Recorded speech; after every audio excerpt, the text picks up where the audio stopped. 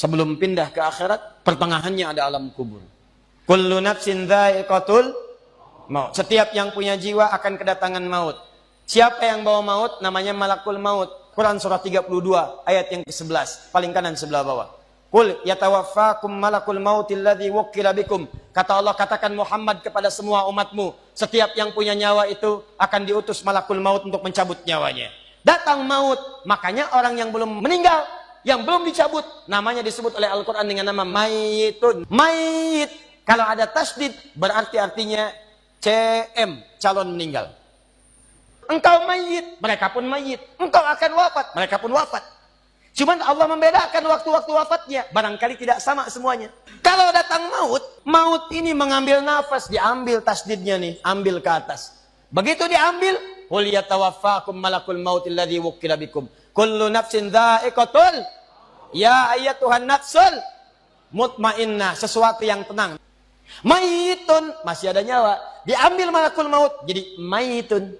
Begitu pindah alam kubur, datang malakul maut, dicabut nyawanya, maka diwafatkan, ditinggalkan dunia ini. Maka orang mengatakan telah meninggal dunia.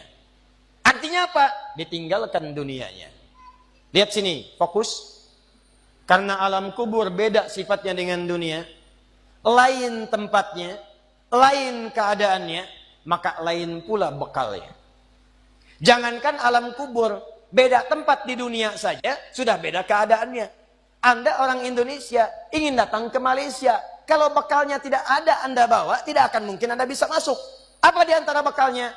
Ada paspor yang mesti distempel begitu masuk imigrasi.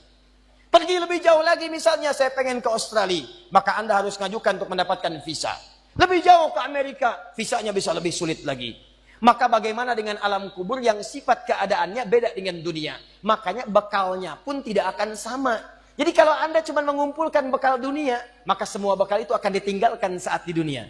Maka orang mengatakan meninggal dunia, maksudnya meninggalkan dunia dengan semua bekalnya.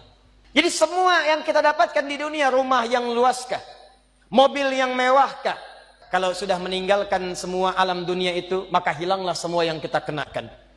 Walaupun Anda koleksi yang bagus-bagus, tetap tidak akan pernah dibawa. Kita mesti sadar teman-teman sekalian, pertama kata Allah kita akan wafat.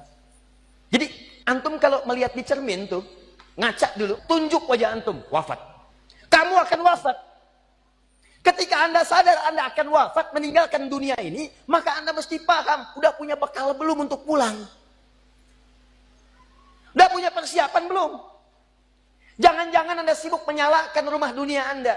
Begitu padam listriknya, sibuk telepon PLN, telepon ini, telepon itu. Masuk ke alam kubur nggak ada cahaya, mau PLN mana yang dihubungi? PLN yang datang malaikat mungkar. Siapa Tuhanmu? Siapa nabimu? Apa kitabmu? PLN. Gelap. Gelap dan gelap. Karena itu orang-orang yang tidak siap dengan kehidupan berikutnya, maka mohon maaf, dia akan merasa ketakutan ketika meninggalkan dunia ini. Bahkan ada yang saking takutnya, malaikat langsung bergerak untuk memaksa dia cepat meninggalkan tubuh dunianya. Muncul Quran surah ke-8 ayat ke-50. Kata malaikat, kamu ini susah banget pulangnya, maka dipukulin oleh malaikat. Pukul, pukul, pukul, pukul. Teman-teman, karena alam kubur itu bekal yang bukan bekal dunia, maka Anda tidak akan pernah bisa membawa cahaya dunia ke alam kubur. Maka saya ajak Anda pada malam hari ini, coba ayo kita berubah. Tolong pikir baik-baik, tidak akan ada yang abadi. Dan besok pun belum tentu hidup. Demi Allah saya katakan, Allah bisa mewafatkan kita pada malam hari ini. Saya cuma mau tanya sebentar aja renungkan. Tolong tanya pertanyaan saya ini, tanyakan pada diri Anda sebelum tidur. Kalau Allah wafatkan Anda pada malam ini, sudah siapkan Anda dengan bekal pulang Anda kepada Allah. Karena itu hukum mengatakan, orang yang tidak punya bekal, maka dia tidak siap untuk mudik. Dunia saja tidak punya bekal, malu mudik. Tapi yang punya bekal, oh dia nyari sebanyak-banyaknya. Begitu sebelum berangkat, tiba waktunya raya, dia siapkan. Luar biasa.